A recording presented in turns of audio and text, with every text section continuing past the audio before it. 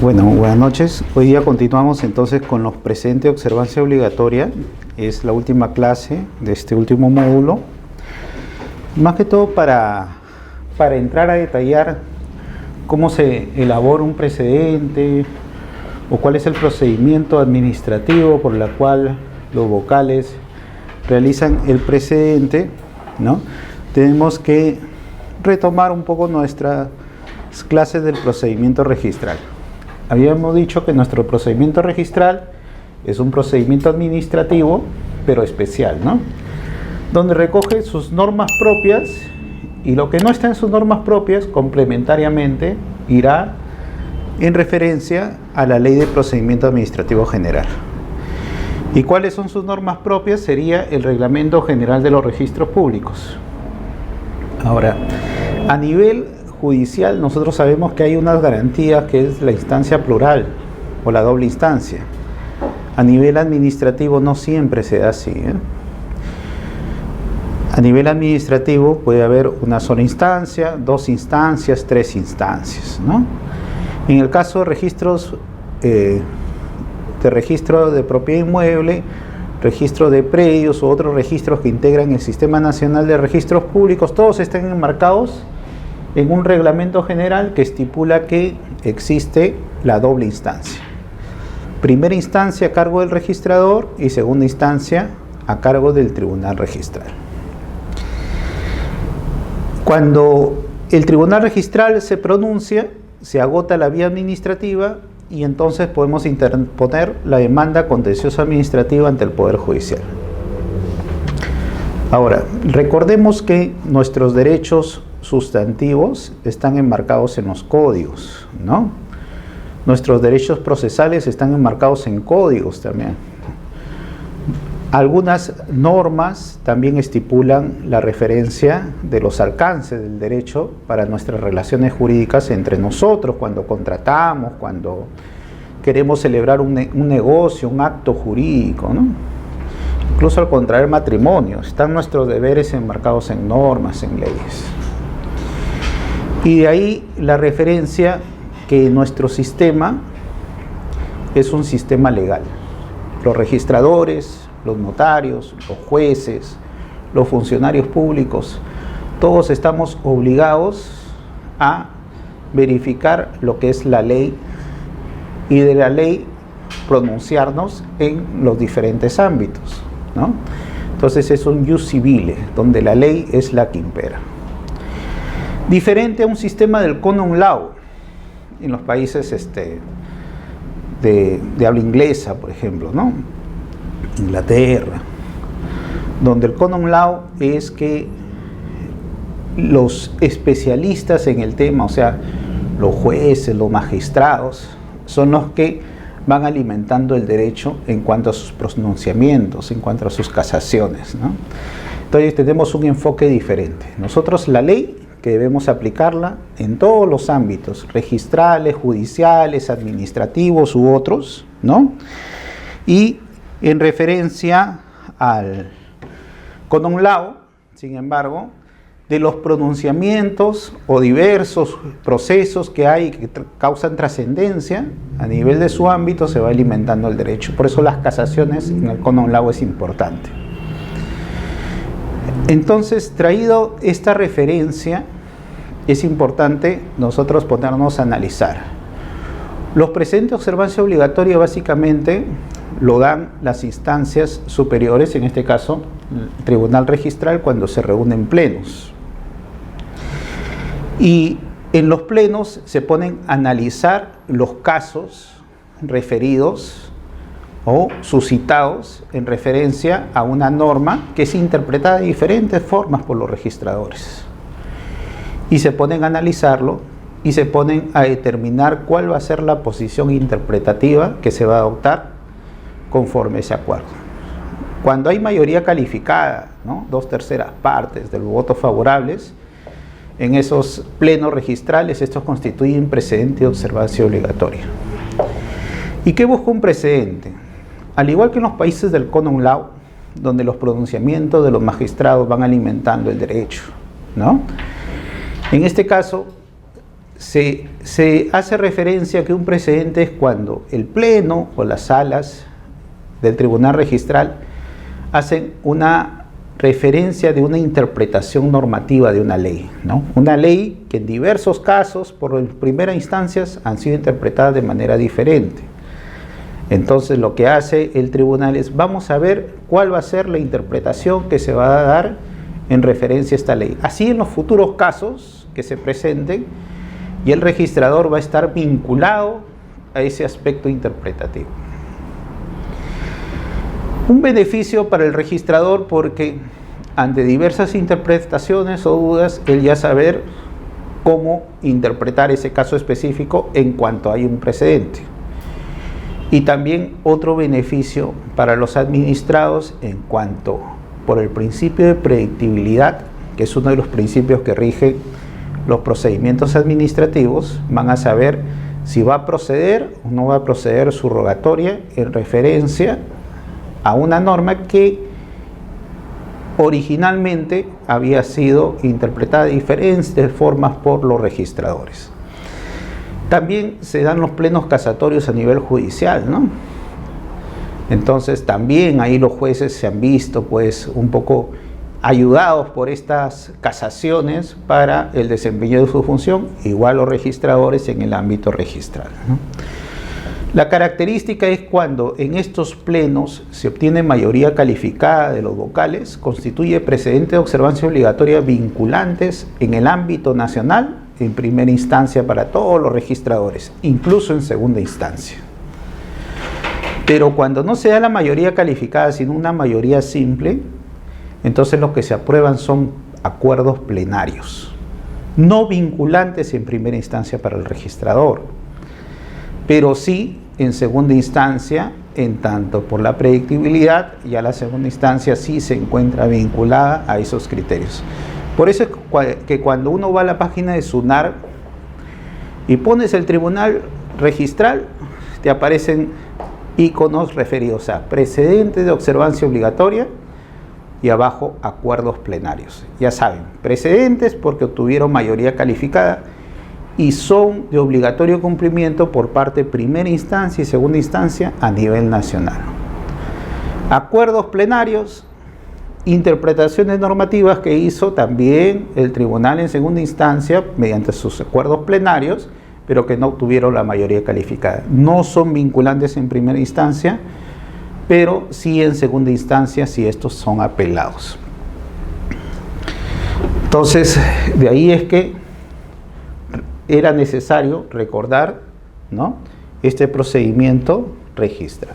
¿Se acuerdan cuáles eran los plazos? ¿Dónde se inicia el procedimiento registral? Con la presentación del título, ¿no?, en el diario, en la caja diaria, ¿no? Ahí se le asigna un número, la fecha y hora de presentación, y de ahí empieza a correr. Desde ahí se da inicio al procedimiento registral, pero el plazo empieza a correr a partir del día siguiente, ¿ya? El día hábil siguiente. Y del día hábil siguiente, contando los 7 primeros días, ¿se acuerdan? ¿Qué podía hacer el registrador? Tenía que calificar el título, ¿no?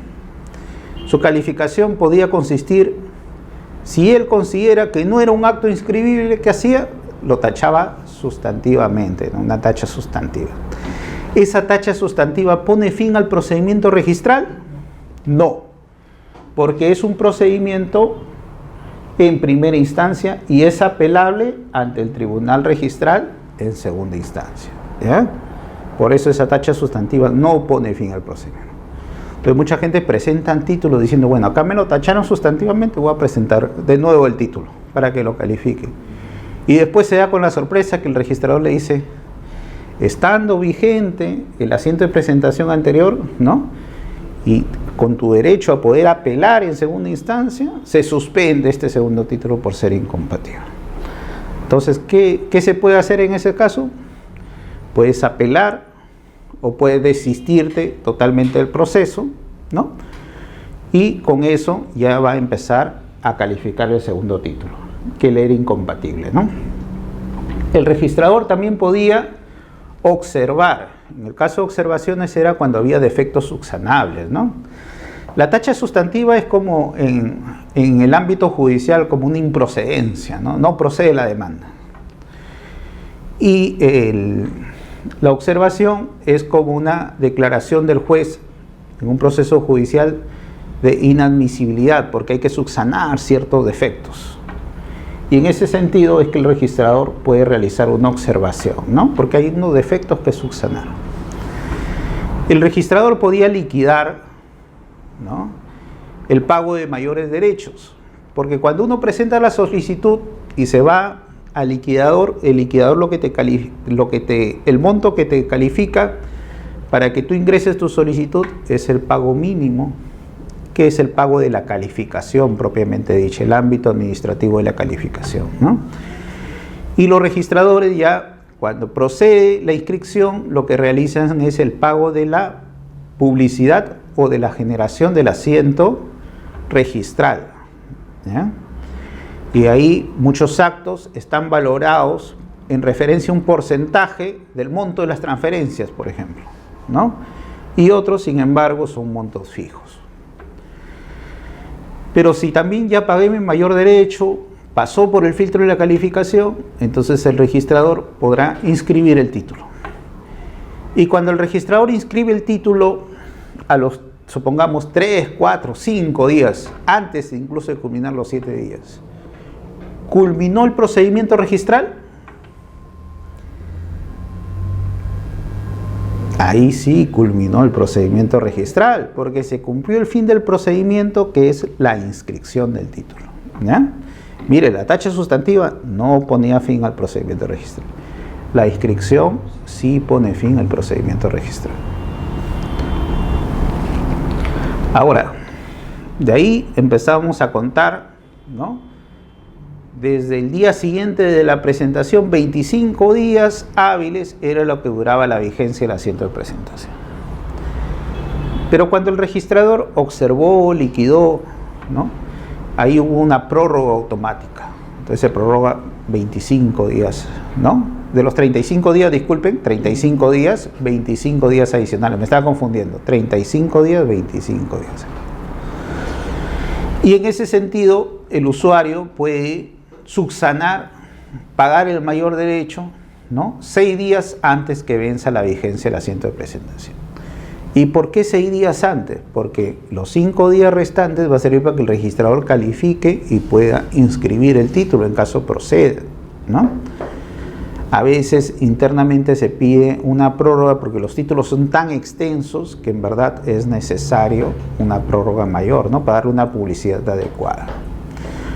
Muchas veces también se suspende esa vigencia del asiento de presentación cuando va a informes de catastro, ¿no?, en caso de inmovilización temporal de partidas, cuando se hacen consultas, en caso de títulos incompatibles, esperando que el primer título se inscriba, entre otros supuestos. Entonces, en la actualidad, en referencia a estos procesos de calificación, se dio el año 2013 la ley 365, cuyo reglamento ha sido aprobado este año, ¿no?, el Decreto Supremo 09/2016. Esta ley de fortalecimiento del sistema registral entabló pautas en referencia al ámbito de calificación registral por parte del registrador público y por parte de los vocales del tribunal registral. Y se dice que ellos cuentan ahora con autonomía en el ejercicio de sus funciones registrales, sin injerencias, ¿no? Entonces, por más que el registrador público o un vocal del tribunal registral sean servidores públicos y están sujetos a la ley de la administración pública y tengan jerarquías, ¿no?, dentro de ellos los gerentes, los jefes, entre otros, ¿no? Sin embargo, en el ámbito de la calificación, ellos no pueden tener injerencia y decir, acá no debes observar, tienes que firmar esto, ¿no? Acá no tienes que liquidar, sino inscribe. Eso no es factible, porque ahí hay una autonomía y una responsabilidad en base a la calificación que es exclusiva e independiente por parte de los registradores públicos. Y como estamos en el Iuris Civili, como le habíamos dicho, acá la ley se aplica a diversos ámbitos de los jueces, judicialmente, notarios, administrativamente, ¿no? Se debe aplicar los dispositivos legales, reglamentarios, disposiciones aprobadas por SUNAR, y lo que innova este decreto supremo,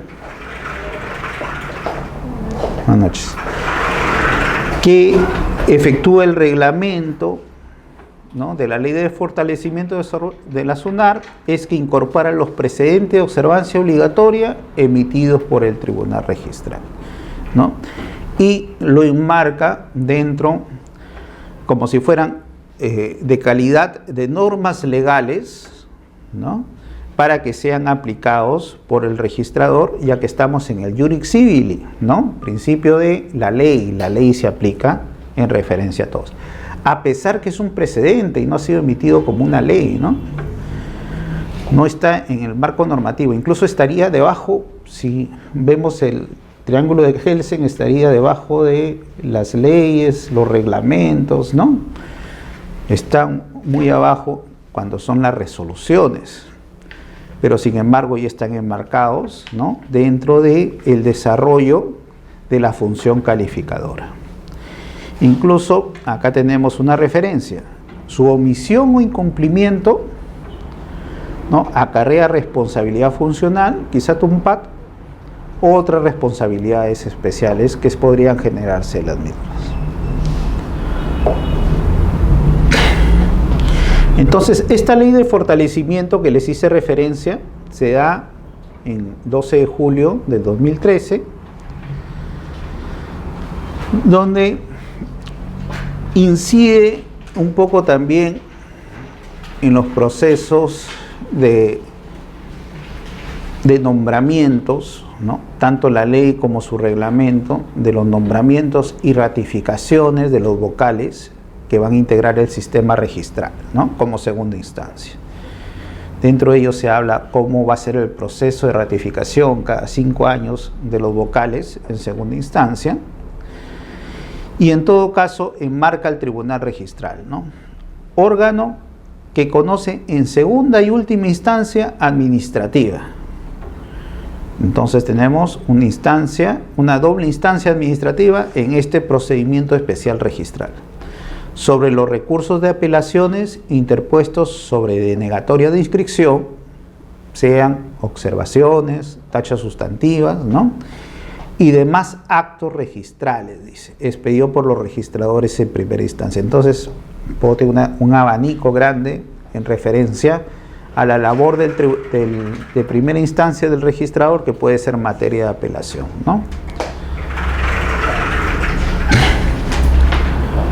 La competencia del tribunal hace referencia a que es nacional y está conformada por salas descentralizadas e itinerantes. Entonces ya tenemos que las salas ahora tienen competencia a nivel nacional. En la actualidad, por ejemplo, contamos con 5 salas del tribunal, ¿no?, que son las que están actualmente funcionando. Sin perjuicio de ello, se pueden aperturar salas especiales conforme la carga que pueden darse, y esas se llaman itinerantes. Por ejemplo, tenemos una sala en Trujillo, una sala en Arequipa, que ven todo el norte y todo el sur del país, ¿no?, y 3 salas en Lima, todo el centro, ¿no? Pero ahora, como son competencia nacional, ya podrían ver todo de todos, ¿no? Esa es la referencia que da esta ley de fortalecimiento de la zona.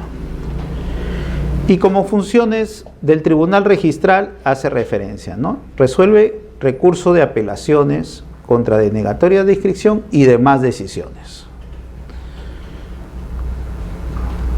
Un poco órgano supervisor también, porque va a verificar en el ejercicio de su función el cumplimiento de normas legales y reglamentarias, de los precedentes por parte de los registradores. Entonces, no solo va a haber apelaciones, sino va a tener que, dentro de su labor, ejercer un ejercicio de verificador de la función, ¿no? Por parte de los registradores, y da cuenta a la gerencia registral o a la superintendencia de ciertas irregularidades. Y acá tenemos la referencia: aprueba los precedentes de observancia obligatoria en los plenos registrales para efectos que se convoquen. Enmarca también la referencia de ser un órgano que puede emitir opinión en referencia a asuntos que le haga consulta a la superintendencia y otras funciones inherentes al cargo que le sean asignadas por la superintendencia, ¿no? Entonces, esta ley de fortalecimiento 365 es necesario que ustedes la vayan conociendo y la vayan actualizando en cuanto a los dispositivos que están vigentes en la actualidad.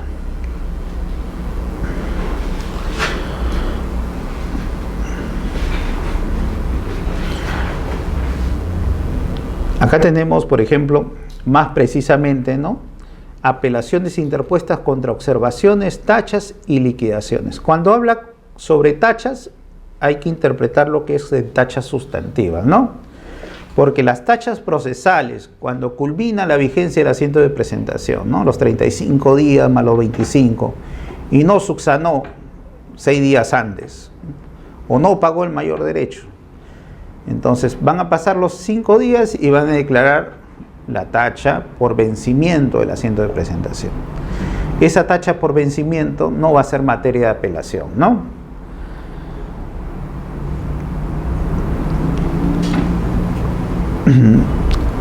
Ahora, también dice: conoce y resuelve apelaciones contra decisiones de los registradores respecto de la solicitud y de expedición de los certificados. Cuando el registrador está ejerciendo la función de publicidad, ¿no?, también puede pronunciarse sobre eso. Conoce y resuelve apelaciones contra demás decisiones o actos registrales. Como le digo, ahí abre el abanico. Por ejemplo, habíamos hablado de la prescripción del lote único, ¿no? Imagínense, la prescripción del lote único, y el registrador le pide que presente el plano sobre el lote perimétrico. Bueno, ante tanta insistencia, el usuario lo presenta, el registrador remite eso a Catastro. Entonces, esa remisión a Catastro que está de más, ¿no?, entonces se puede ser materia de apelación. El mismo requerimiento del plano también puede ser, porque ya hay precedente de observancia obligatoria, que vamos a verlos a fin de clase también, para un poco recordar estos precedentes que se han dado, ¿no? Y las facultades otorgadas al tribunal por otros dispositivos mantienen su vigencia.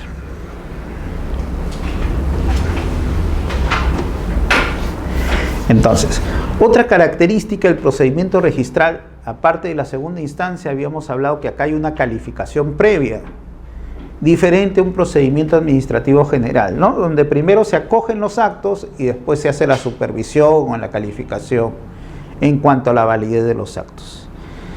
En el ámbito registral es al revés: primero se hace la calificación y, pasado el filtro de la calificación, es que se da lugar a la inscripción.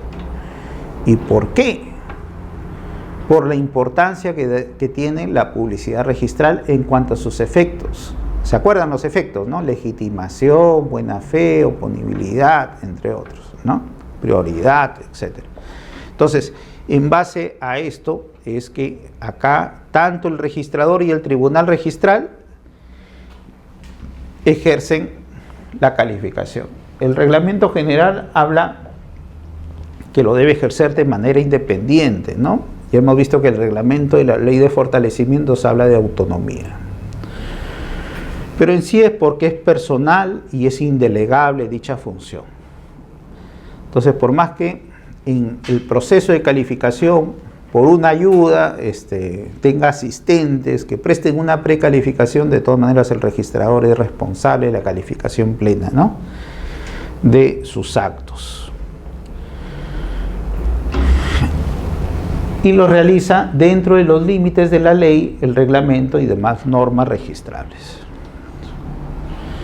Acá el artículo 31 habla que En el marco de la calificación registral, el registrador y el tribunal propiciarán y facilitarán las inscripciones. Esto ha sido interpretado como que si hay dos normas, ¿no?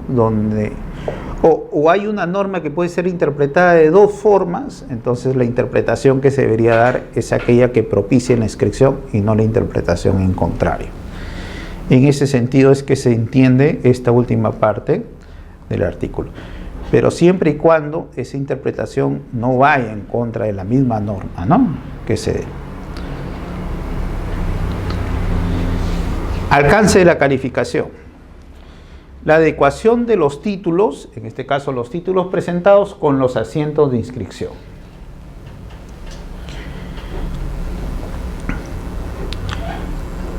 Dice, en la partida en que se debe practicar la inscripción propiamente dicha, ¿no?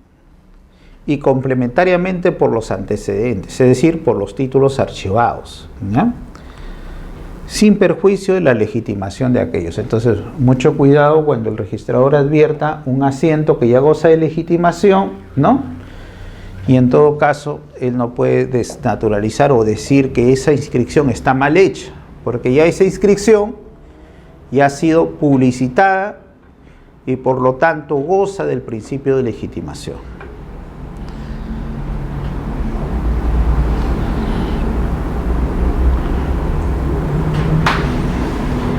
Cuando advierta discrepancias, los registradores, ¿no?, en cuanto a los datos de identificación del titular, hacen la referencia de la base de datos de la RENIEC. Para esto, los registradores actualmente cuentan con un sistema de búsqueda por la RENIEC en la base de datos, ¿no?, por un convenio que ha hecho la RENIEC con la SUNAR, y por eso hay factibilidad de ver esta base de datos, que no es una base de datos completa, más que todo es una base de datos actualizada de lo que tienen las personas, ¿no? Por eso es que, por ejemplo, un registrador no puede ver en este tipo de sistemas si ha habido una rectificación de nombre en la RENIEC, si ha habido un cambio de documentos de identidad en la RENIEC u otras referencias.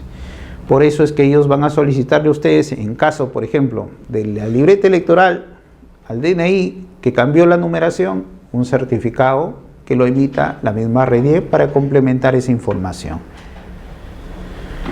Verificar obstáculos que emanen de la partida registral, ¿no? En el caso, por ejemplo, se advierta que es una partida cerrada, donde ya no se puede efectuar inscripciones, entonces no se podría acoger el acto rogado en esa partida, ¿no?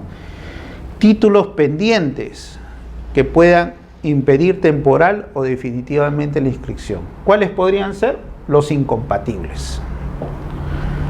¿Y qué son títulos incompatibles? Son cuando el primer título que se presentó, en el supuesto que se inscriba, va a impedir que se inscriba el segundo título, ¿no? Por ejemplo, una venta de una persona a dos personas diferentes. Entonces, ambos quieren inscribir sus títulos para ganar lo que es la prioridad, para ganar la legitimación, ¿no? Pero lastimosamente el que presentó primero, él va a tener preferencia, y el segundo va a tener que esperar a que el primero se tache, o en todo caso llegue a la finalización del proceso, ¿no?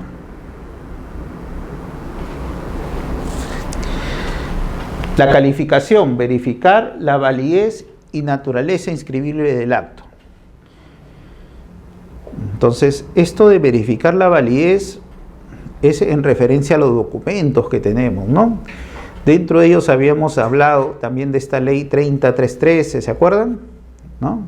Cuando se ejerciendo el derecho de oposición, el notario, ¿quién más? Los funcionarios, los jueces, los cónsules, ¿no?, se oponían a la inscripción. La naturaleza inscribible del acto. No todo acto o negocio jurídico es inscribible, sino ellos solo los que son relevantes para la contratación, ¿no?, para que exista ese movimiento comercial. El 2019 del Código Civil, por ejemplo, para el registro de predios, eso lo habíamos tenido presentes. La formalidad del título. ¿Yo podría vender con un documento privado con firma legalizada en mi casa? ¿Qué dicen? ¿Podría vender? No registrar. ¿Ah? ¿Cómo le pregunta, doctor? ¿Yo podría vender mi casa mediante un documento privado? Sí, ¿no? Claro.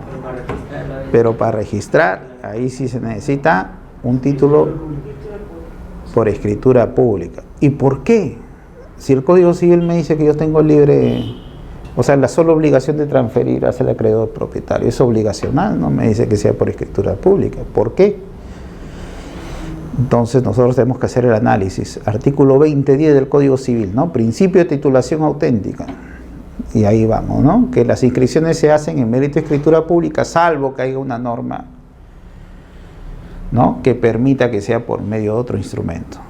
Por eso es que se exige la escritura pública, ¿no? Tengo una consulta. Dígame. O sea, hay departamentos, predios de venta futuro, ¿no? Y a veces pasa de que se vende, pero por lo mismo que no hay una inscripción en registros públicos previo, entonces casualmente las ventas se hacen con firma legalizada, con contrato, ¿no?, entre notarios. En este caso, ¿se podría inscribir simultáneamente los dos o cómo se efectuaría la titularidad? Uno puede formalizar incluso esos actos por escritura pública y simplemente hace referencia que es un bien futuro, ¿no? Puedo poner, por ejemplo, el departamento 302 que va a existir en esta unidad, con tal área, tales medidas, todo eso, ¿no? Y lo tengo ahí. Cuando en registro se inscribe la fábrica, el reglamento interno, ya se llega a determinar ese departamento 302, presento mi escritura pública y el registrador, en base a eso, si lo llega a identificar y guarda relación, inscribe la transferencia, no habría ningún problema. ¿Cómo sería la inscripción? Porque supuestamente el primer dueño es un A, el segundo dueño ya es el propietario legítimo, el B. Al momento de la inscripción necesariamente tiene que figurar A como titular. A tiene que figurar como, que es el constructor comúnmente, ¿no? Usted debe entender que al momento de hacer la inscripción en registros públicos se inscribe B, pero considerando a A que ha sido... Así es. ¿Por qué? Y por ejemplo, yo soy el promotor, el constructor de la unidad inmobiliaria. Entonces yo, para tener recursos para poder construir, pues pongo los proyectos inmobiliarios, ¿no?, que están de moda. Mediante maqueta uno puede ir y empezar a adquirir, ¿no? Es obligacional y es un bien futuro. Una vez que ya haya edificado, lo que va a inscribirse en registros es la declaratoria de fábrica de todo el conjunto habitacional o el edificio, supongamos, y ahí el reglamento interno que va a hacer que se independicen cada departamento en partidas, pero todo va a aparecer a nombre del promotor, del propietario constructor de la inmobiliaria. Y estos documentos de bienes futuros que ya están por escritura pública, ¿no?, después pueden ser presentados individualmente por cada departamento, conforme al proyecto. Esto siempre y cuando guarde conformidad con el proyecto. Pero con el nombre de B o de A. Donde le transfiere A a B en esta escritura pública y con eso ingresa el documento. Sí, claro, no hay ningún impedimento en ese caso. ¿Hay una ley así o un artículo del código que en la cual... el código permite la venta de bienes futuros. Sí, no es necesario. A veces es necesario hacer una segunda escritura aclaratoria en referencia, por ejemplo, se cambiaron las unidades. Yo creía que iba a ser 302, pero al final era, por ejemplo, 308, ¿no? Entonces ahí yo hago la aclaración y ya que está independizado determino el número de partida para aclarar que ese es el documento, ¿no? O en todo caso era la sección A y al final pues era la sección B, o la municipalidad, supongamos que el estacionamiento que yo había adquirido del primer sótano no permitió a la municipalidad porque era muy reducido y tuvo que ir a otro nivel. En todo caso ya se hará la escritura aclaratoria. Lo mismo funciona para la titularidad. Sí. Claro. ¿Qué artículo permite que sea una sola escritura? ¿Qué artículo del Código Civil? El 2011 y el otro es el obligacional, venta de bienes futuros nomás, que van a tener, cuando tengan existencia los bienes van a surgir esos efectos. Sí. Verificar la competencia en el ámbito administrativo y notarial. En el ámbito administrativo, en referencia a los TUPAC de las instituciones, ¿no? Los registradores tienen que determinar eso. Y en el ámbito notarial, en caso al notario se le haya encomendado. Habíamos visto, por ejemplo, estos procesos no contenciosos, de rectificación de área, linderos y medidas perimétricas notariales, prescripción adquisitiva notariales, ¿no? Que hemos visto títulos supletorios notariales también. Entre otros procesos no contenciosos, ¿no? Porque hay diversos tipos de procesos. La capacidad de los otorgantes en referencia al título, ¿no? Entonces, para esto, por ejemplo, actualmente debe haber una vinculación ya en los sistemas internos, cuando uno hace una búsqueda, una partida de una propiedad inmueble y hay una anotación en el registro personal, aparece una vinculación que es necesario verificar si hay alguna limitación en referencia a los actos que puede ejercer esa persona, ¿no?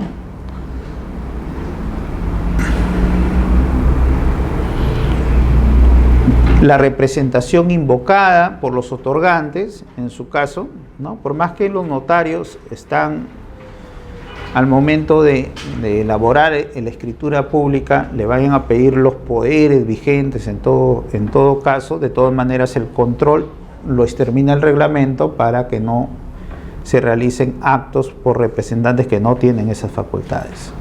Consulta acerca de los poderes. Por ejemplo, si hacen una búsqueda de un poder y le aparecen 10 poderes, ¿hay una forma de saber cuál es el último? Sin necesidad de hacer una visualización. Es difícil, ¿no? Porque, bueno, lo único que te podría determinar en caso de personas naturales es cuál es el número de partida más alto, quizá, porque como las partidas se van generando sumando un número adicional a la que ya se generó, entonces ahí sería la última. Podría ser de esa forma, sí.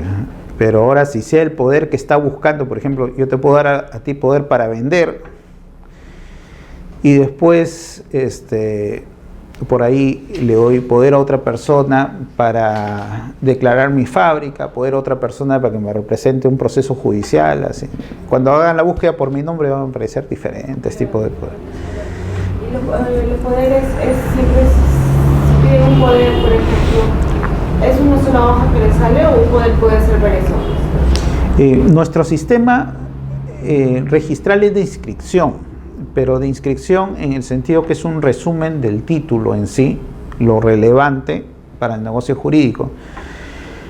Pero el sistema de publicidad en cuanto a las partidas es de archivamiento, o sea, se van generando diversos asientos, ¿no? Si el poder fue ampliado, fue revocado, fue transferido, fue vuelto a dar, se van generando varias hojas en el mismo poder. Pero eso sería en el caso de una partida registrada, pero en el caso de un poder también. También, claro, también hay delegaciones, sustituciones, ¿no?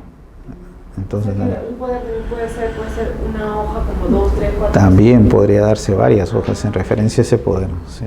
Ampliaciones de poder, por ejemplo, ¿no? En todo caso. Y las rectificaciones de oficio, que como hemos dicho, en el ámbito de errores materiales no hay necesidad de ingresar título, ¿no?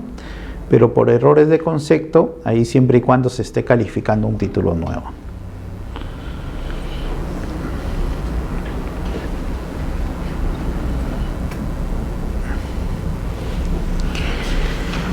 La inadecuación del título con otras partidas que no tienen vinculación al acto, también no hay una limitación en cuanto a la calificación registral, ¿no? El registrador no puede decir, bueno, acá me dices que eres soltero, está bien todo es soltero, pero acá tú tienes un poder que le estás dando a una señorita para que efectúe un arrendamiento donde diga que es casado, pero ¿qué vinculación tiene eso con la venta? No tiene vinculación. En caso de resoluciones judiciales que contengan mandatos de inscripción, el registrador y el tribunal se sujetarán a lo dispuesto en el segundo párrafo del 2011. Es otra limitación al proceso de calificación, ¿no? El registrador no puede controlar al juez diciéndole que su resolución no se adecua a derecho, porque eso sería meterse al fondo del asunto del proceso judicial, ¿no? Entonces, en ese caso, hay un límite del registrador en ese sentido. Dentro de estos límites, en primera instancia, se dan una serie de dispositivos que nos brinda el reglamento general. En segunda instancia también. Entonces, una sala del tribunal,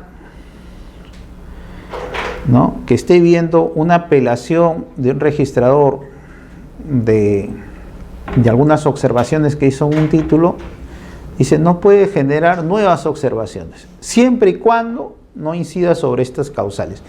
En verdad hace referencia al artículo 33, inciso C del Reglamento General de Registros Públicos, ¿no? Por ejemplo, causales de tacha sustantiva, ¿no? El registrador no contempló que había una causal de tacha y en todo caso observó. En este caso el tribunal, para no seguir perjudicando al solicitante, que siga subsanando sabiendo que no se va a inscribir ese acto, entonces puede realizar de una vez la tacha sustantiva, ¿no? Y decirle que esto no va a proceder. Cuando no se haya cumplido algún requisito expresa o taxativamente exigido por normas legales. Por ejemplo, cuando hemos visto nosotros la ley de regularización de edificaciones, dijimos que hay que adjuntar un certificado de parámetros urbanísticos, ¿no? Entonces el registrador en primera instancia no pidió ese documento. Hizo otro tipo de observaciones y el registrador advierte, el vocal advierte pues la referencia de ese requisito necesario, ¿no? Cuando no hayan surgido obstáculos que emanan de la partida o no existían al calificarse el título primigeniamente, ¿sí? Pues, entonces ahí un registrador, por ejemplo, inscribió, supongamos, un bloqueo, ¿no? Entonces temporalmente ya no se puede inscribir el acto rogado. Doctor, una consulta. Dígame. ¿El bloqueo y la inmovilización son iguales? Busca, lo que pasa es que no, básicamente lo que buscan es cerrar temporalmente la partida, ambos, ¿ya? Pero los fines son diferentes. El bloqueo lo que busca es garantizar la prioridad para que se inscriba el acto definitivo. Por ejemplo, una compra-venta, ¿no? Entonces el notario dice esto para formalizar mientras se acercan las partes, firman, ¿no? Mientras yo redacto el documento, entonces vamos con la minuta a efectuar el bloqueo. Y así ganamos prioridad. Y así las partes también pueden contratar con más seguridad, porque saben que si por ahí se vende el predio, nada se va a poder inscribir porque el bloqueo ya le ganó prioridad. Igual una hipoteca, ¿no? La inmovilización temporal de partida lo que quiere hacer es que haya un ejercicio más exhaustivo al momento de calificar una transferencia. ¿Por qué? Porque yo le estoy diciendo al registrador, yo no voy a vender. Entonces, ciérrame esta partida. Si por ahí viene un contrato de compra-venta, en ese caso el registrador va a tener que oficiar a la notaría para verificar la validez de ese acto de compra-venta. Y si le confirma, entonces previamente se va a tener que levantar esa inmovilización y realizar el bloqueo. Ahora, si por ahí aparece una compra-venta que se efectuó antes de la inmovilización, ¿no? Entonces ahí en la misma declaración del titular registral, pues estaría produciendo un error a la administración al pronunciarse, él habiendo dicho que no había transferido la propiedad y sin embargo la autoridad efectuó el bloqueo. Entonces ahí sí incluso se le va a abrir un proceso judicial a esa persona, ¿no? Porque por una falsedad que él ha propiciado en cuanto a su declaración. No se inscribe eso. Y no se le inscribe. No, en ese caso, si es verdadero esa escritura pública, sí se inscribe. Se levanta, se inscribe y se le abre un proceso judicial. Pero si es falso, ahí sí pues ya uno lo tacha, ¿no? Por falsedad documentaria, ¿no? Y porque es incompatible con este acto de cierre, ¿no? ¿Y cuánto tiempo se logra el bloqueo? Ya, el bloqueo son 60 días hábiles desde que se anota en la partida. 60 días hábiles, ¿eh? Y yo como una persona, por ejemplo, aparte de que ha pedido el bloqueo, ¿le puedo pedir el levantamiento de ese bloqueo? No. Tiene Solo lo puede pedir el notario, ¿no? Que él solicitó la interposición de bloqueo. En su caso, cuando se inscribe el acto definitivo, ya automáticamente se considera que ese bloqueo ya caducó, ¿no? Porque ya quedó inscrito el acto definitivo. En pleno derecho. En pleno derecho, sí. Y hay una usuaria pedía que, si bien es cierto, el día de pleno derecho ya había caducado, ¿no? Pero la usuaria quería que se cree un asiento en el cual día que se volviese a levantar. Sí, Lo observaban. Bueno, hay diversas interpretaciones en ese sentido, porque no se perdería nada en simplemente generar un asiento de levantamiento de bloqueo, ¿no? Porque ya de pleno derecho ya había caducado, ¿no? Entonces, una especie de darle publicidad a que ese bloqueo no se encuentra vigente.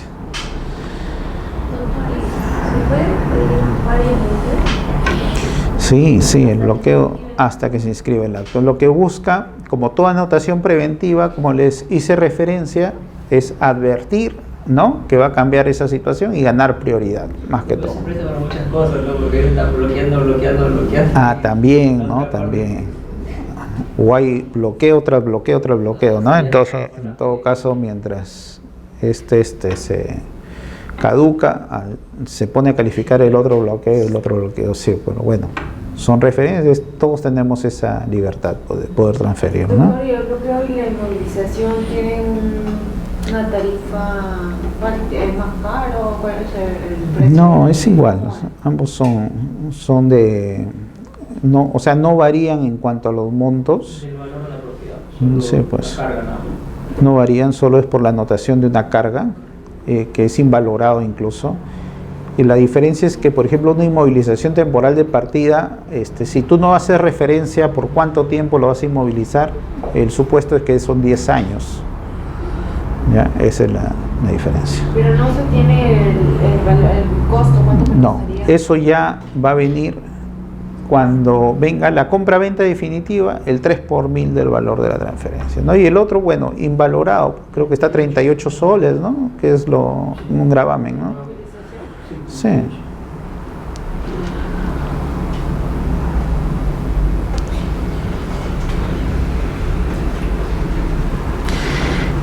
En cuanto a segunda instancia, también se encuentra vinculado en cuanto ya había un pronunciamiento en base a otra sala sobre un asunto resuelto ya sujetándose al criterio ya establecido, ¿no?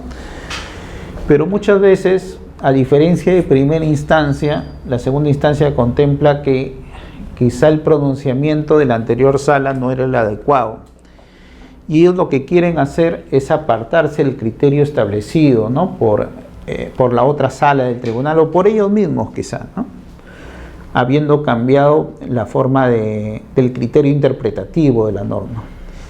Este es un supuesto por la cual los vocales que van a conformar esa sala van a tener que llamar a un pleno registral extraordinario para ver estos criterios interpretativos y se adopte cuál va a prevalecer en su caso, ¿no?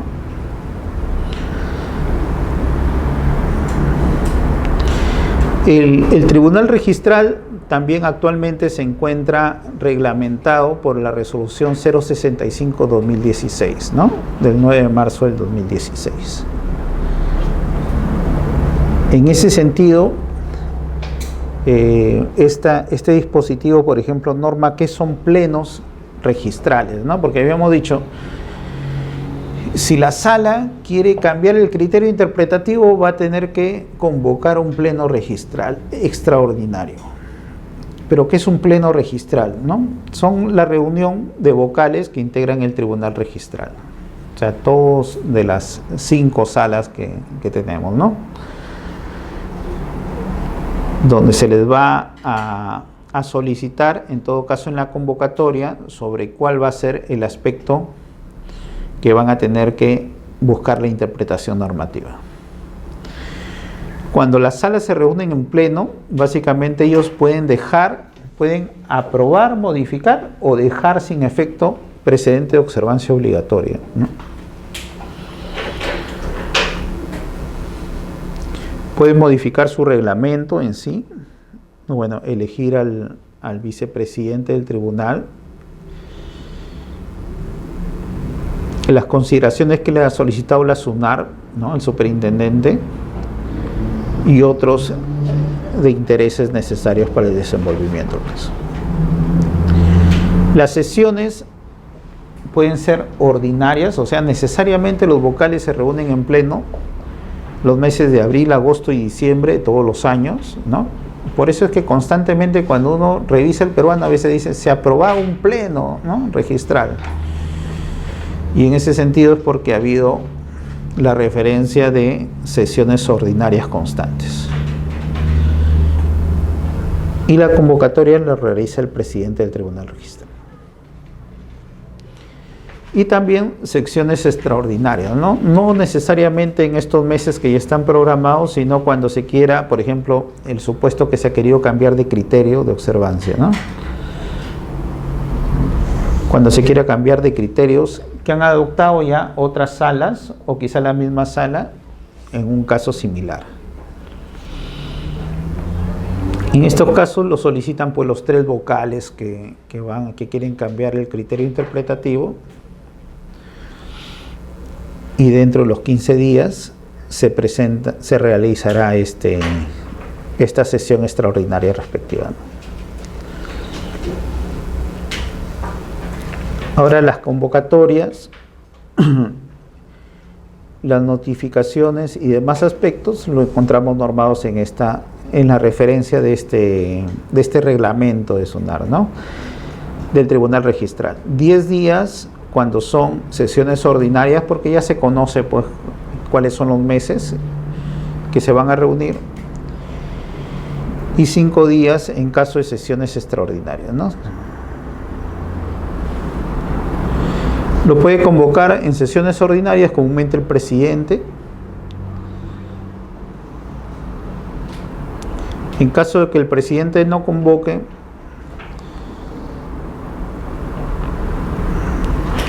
lo puede hacer el vicepresidente, que hace las funciones de presidente, o en todo caso los 3 vocales, como mínimo, cuando son sesiones extraordinarias, ¿no?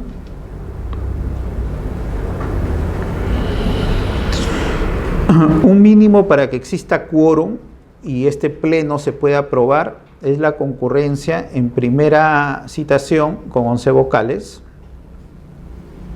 ¿no? Y si no hay quórum reglamentario, entonces en segunda convocatoria bastaría con 8 vocales reunidos.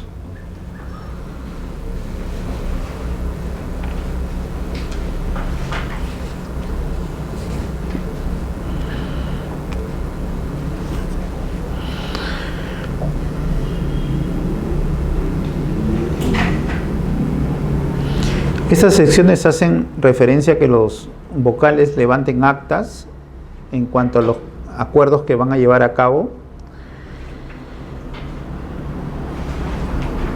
Incluso pueden ser presenciales o no presenciales, interesante, ¿no? Porque pueden reunirse simplemente por Skype, ¿no? O otros similares, otros programas similares. Claro, porque hay que tener en consideración que hay vocales que están en provincia, ¿no?, y otros en Lima, y no podrían actuar necesariamente todos físicamente. Y con esto ellos pueden adoptar, como les hice referencia, los precedentes de observancia obligatoria, ¿no?, cuando existe mayoría calificada.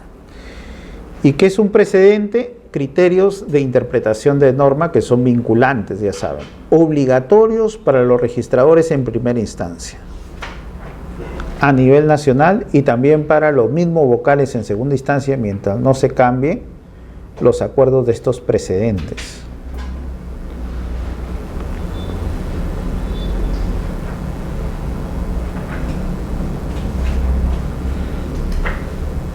¿Qué criterio recoge el Tribunal Registral, por ejemplo, para entablar estos precedentes?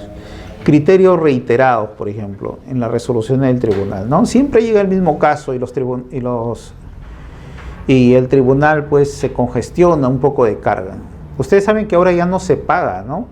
Por las apelaciones, ¿no? Ya no se paga, ¿no? Hubo un pronunciamiento del Tribunal Constitucional diciendo que no era o sea, si era parte del mismo procedimiento, ¿por qué tendría que pagar yo 2 veces si es parte de un procedimiento, ¿no? En ese sentido, ya las instancias administrativas dejaron de cobrar estos derechos de apelación. Entonces, ¿esto qué hizo en la realidad? Hizo que se sobrecargara pues las apelaciones, ¿no? Muchas veces con fundamentos y otras veces hasta sin fundamentos apelan, ¿no? Quizá con intenciones de las prórrogas automáticas de los asientos de presentación. Entonces, porque usted sabe, si yo apelo y me desisto de la apelación, la vigencia del asiento de presentación se prorroga automáticamente, ¿no? Entonces, 25 incluso, ¿no? Sí. Y con ello, bueno, tengo más tiempo pues para realizar. Entonces, en base a esto, muchas veces también en primera instancia, pues por el mismo asunto, apelan, y el tribunal ya ha sacado 3, 4, 5 resoluciones en el sentido que revoque ese tipo de observaciones. En ese caso, pues saca un precedente y con eso se evita, ¿no?, que se sigan presentando las mismas apelaciones. Entonces, se dice que un criterio se convierte en reiterado cuando es asumido más de 2 resoluciones por la misma sala o diferentes salas, ¿no? O sea, por lo menos 3 resoluciones, más de 2, dice, ¿no?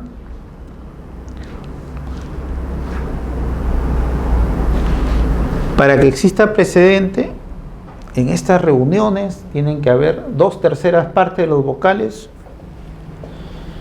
concurrentes a hacer referencia a que aprueban el precedente.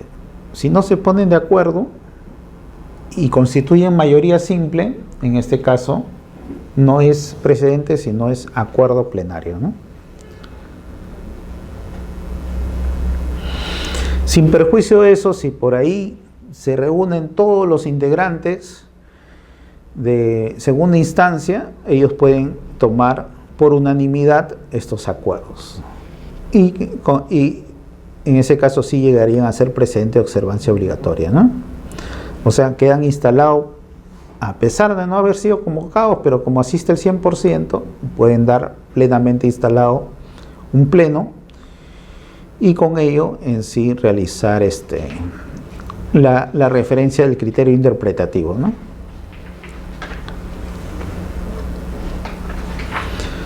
Y ahora, ¿cuándo entra en vigencia un precedente? Desde que se publica en el Diario El Peruano, ¿no? Al día siguiente de la publicación del Diario El Peruano. No es desde la fecha de la resolución, del acuerdo, etcétera, ¿no? Sino desde la publicación en el Diario El Peruano. Por eso es necesario que esto sea publicado para que nosotros podamos tener la referencia de cuál es el sentido interpretativo de la norma.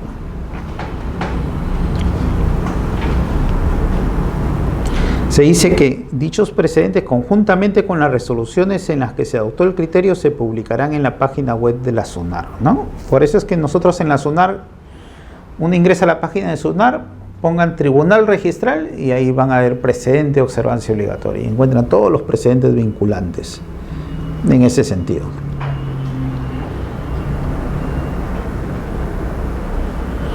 ¿Y cuándo deja de tener efecto un precedente de observancia obligatoria? Como habíamos dicho, cuando hay un pleno registral pueden ellos dejar sin efecto un precedente de observancia obligatoria. Entonces, por un acuerdo de un pleno registral nuevo se puede dejar sin efecto. Cuando hay un mandato judicial firme donde se determine que ese precedente se deje sin efecto, básicamente. O cuando exista una norma modificatoria posterior, ¿no? Entonces, los integrantes del tribunal dijeron, por ejemplo, que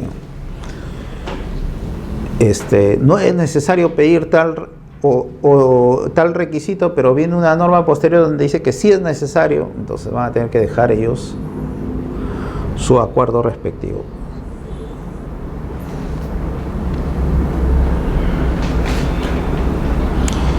Y en cuanto a los precedentes que habíamos nosotros hecho referencia en las exposiciones anteriores, ¿no?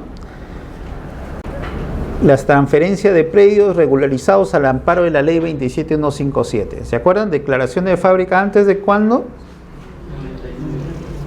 Claro, 20 de julio del año 99, ¿no? Entonces, en ese sentido, si ya hubo una regularización de fábrica y por lo tanto nos amparamos a esta norma, por más que estaba como un predio, ¿no? que no tenía referencias de haber sido habilitado, por lo tanto figura registralmente como rústico, pero ya se efectuó este procedimiento de regularización de fábrica, por lo tanto ya se podría considerar urbano y factible de ser transferido, ¿no?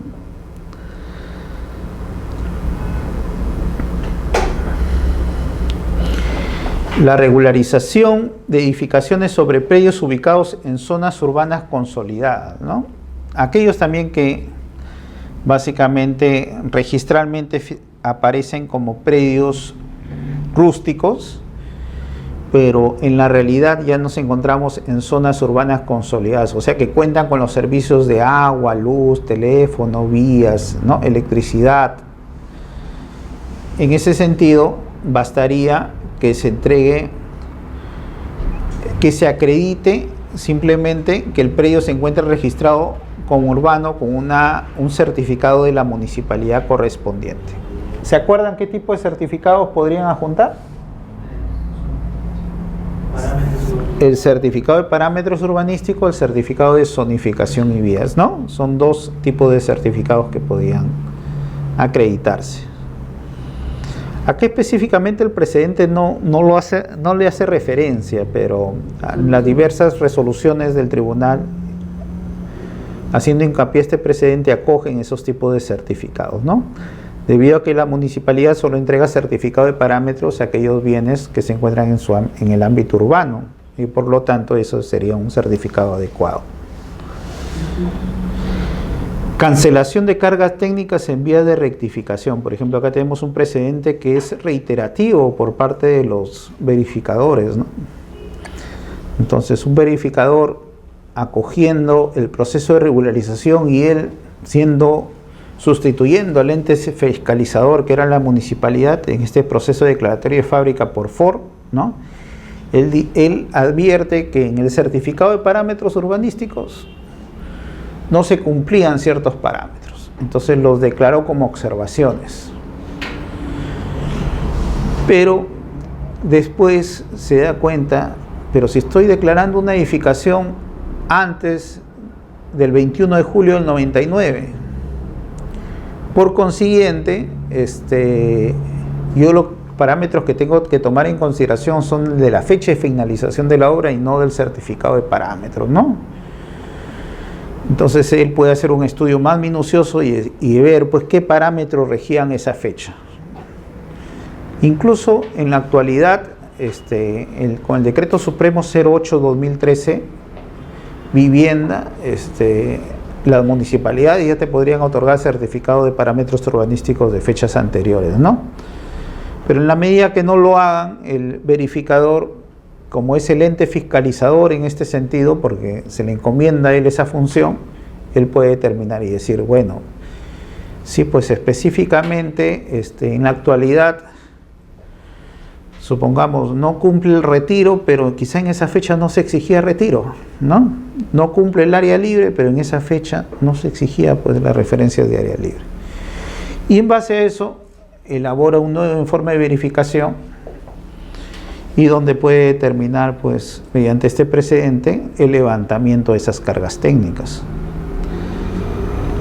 Ahora, también hay un uso y abuso de este precedente, ¿no? Porque a veces también para edificaciones que por esta ley orgánica de municipalidades se pudieron haber realizado hasta el 2005, también quieren aplicar este precedente, ¿no?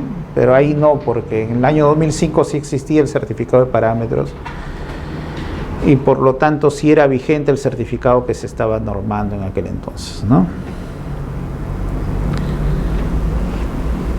Regularización de edificaciones en centros históricos monumentales. También tenemos acá antes el Instituto Nacional de Cultura, ahora el Ministerio de la Cultura, que está a cargo de todos aquellos bienes donde nos encontramos pues en centros monumentales, ¿no? Incluso algunos declarados patrimonios monumentales u otros en su entorno, ¿no? Entonces cambiar de vista por edificios modernos, o quizá otros tipos de edificaciones que alteren el urbanismo en ese sentido, va a hacer que no sea agradable a los visitantes, ¿no? A nuestros mismos hijos que vean pues cómo eran las tipos de edificaciones protegidas por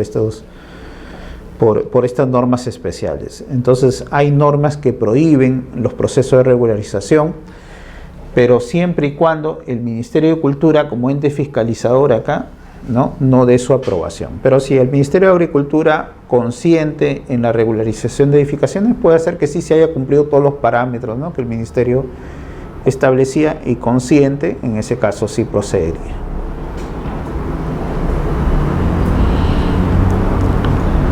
En prescripciones adquisitivas de dominio también tenemos algunos precedentes que son vinculantes, ¿no?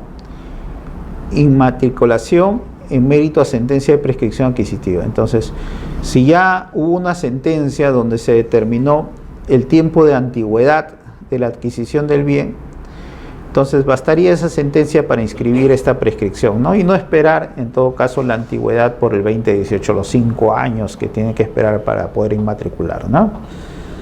Ya el juez, ya el notario, en su caso, determinaron pues que la antigüedad sí se cumplía y por lo tanto da mérito a la inmatriculación. Este precedente actualmente lo encontramos ya incorporado en el reglamento de inscripciones del registro de predios, incluso del antiguo reglamento, y que el nuevo lo repite, ¿no? La prescripción adquisitiva notarial respecto a terrenos que cuenten con edificación, aun cuando la edificación no haya sido materia del procedimiento registral, ¿no? Ya habíamos explicado acá en un ámbito cómo surge la ley 27157 propiciando el saneamiento para poder regularizar edificaciones, y cómo esto va cambiando por la ley 27333, ¿no?, donde también se puede prescribir sobre terrenos. Entonces, si se podría prescribir sobre terrenos, también por predios que cuenten con las edificaciones, aun que no se inicia el proceso de regularización de edificaciones, ¿no? Este precedente también es importante y es aplicado cuando, por ejemplo, en el proceso de prescripción el notario se acerca al bien y levanta el acta de presencia donde dice hay una casa de un piso con tales características, etcétera, ¿no? Y eso llega al ámbito registral. El registrador no puede decir, el notario ha dicho que acá hay una casa de un piso, pero en el registro figura como terreno. Él no puede decir, tienes que declarar la fábrica acá. No, nos acogemos a este precedente, ¿no? Primero, saneame mi titularidad y ya después yo voy a declarar la edificación.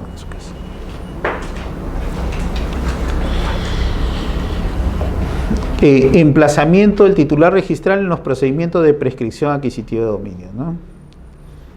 En este caso protegiendo pues al titular registral para que no por desconocimiento de él, supongamos su arrendatario no quiera prescribirle su inmueble, entonces es necesario ver que se le haya emplazado en el proceso. ¿No? Porque puede ser que yo a alguien haya encomendado, por ejemplo, un servidor la posesión, la guardianía de mi predio, ¿no? Porque yo tengo varios predios, entonces encomiendo a alguien que lo vigile, que lo cuide. Y de pronto el vigilante aparece prescribiéndome, o en todo caso lo arriendo, ¿no? Y el arrendatario aparece prescribiéndome. En este supuesto se busca pues cautelar al titular registral del dominio del predio para poder inscribir este acto de prescripción adquisitiva de dominio. En el proceso de prescripción adquisitiva de dominio notarial, ya habíamos visto en la clase pasada, ¿no?, que el notario podía solicitar la anotación preventiva. pero muchas veces en el ámbito registral llegaba de frente la declaración de prescripción adquisitiva notarial. ¿Qué hacían los registradores? Tachaban el título, porque decía, no has cumplido la primera etapa, que es el proceso de anotación preventiva, conforme lo determina la ley. El notario deberá, dice, no dice si es facultad o no. En este ámbito, el Tribunal Registral hizo un análisis de qué buscaba la anotación preventiva, ¿no? Como sabemos, reservar la prioridad y advertir el posterior cambio de esa realidad registral. En ese sentido, se dijo que era una facultad y si no lo hacía, simplemente había que acoger la prescripción adquisitiva definitiva. La prescripción notarial de bienes de dominio del Estado, ¿no? Por la famosa ley 29618. Entonces, esta ley que decía que los bienes privados del Estado no eran prescribibles, propició a que el año 2010 hasta el 2011, todos los títulos que venían, que hacían referencia a bienes del Estado, sean tachados sustantivamente. Entonces acá el tribunal se pronunció primero en favor de la tacha, pero después dijo que hay que evaluar acá, porque aquellos predios que ya se había ganado la prescripción y la sentencia o la resolución es meramente declarativa, porque el derecho ya está ganado, habiéndose cumplido el plazo de la prescripción antes de la dación de la 29618, entonces no tendría por qué ser tachados, ¿no? Y muy aparte de eso, que acá hay un límite en la calificación. Entonces por eso dijo, no corresponde a las instancias registrales, por ser de responsabilidad del notario en este caso, porque era una prescripción adquisitiva notarial, evaluar la aplicación o inaplicación de la ley 29618 hecha por el citado profesional dentro de un procedimiento no contencioso de prescripción adquisitiva de dominio.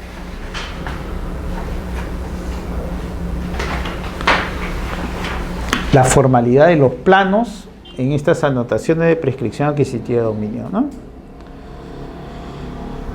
Habíamos dicho que cuando se da la ley 27157, se determinaba que los planos bastaba que sean firmados por el verificador responsable. Con su reglamento, el Decreto Supremo 035/2006, ¿no? Se hace referencia justo a los planos, decía, ¿no? Pero no decía si debían ser municipales o no municipales. El 2009, bajo un Decreto Supremo 01, se dice que sí tienen que ser municipales. En ese ámbito, desde el 2009 para adelante, los registradores empezaron a pedir planos visados, a pesar que eran prescripciones notariales. Y el tribunal ya había sacado un precedente antes de 2009 diciendo que no era necesario que tengan visación notarial, porque eso eran para procesos judiciales y no notariales. Ante esto, se tuvo, porque esa norma había derogado ese precedente, tuvieron que sacar un nuevo precedente, básicamente, el 2010, ¿no? El 2012, disculpe, y con ello ratificaron pues que en estos casos no era necesario pedir que en todo caso tengan la visación municipal, sino bastaban ser visados o bien por la municipalidad o autorizados por verificador técnico en estos procesos de prescripción adquisitiva de dominio. Y bueno, con eso ya hemos culminado algunos precedentes de observancia obligatoria.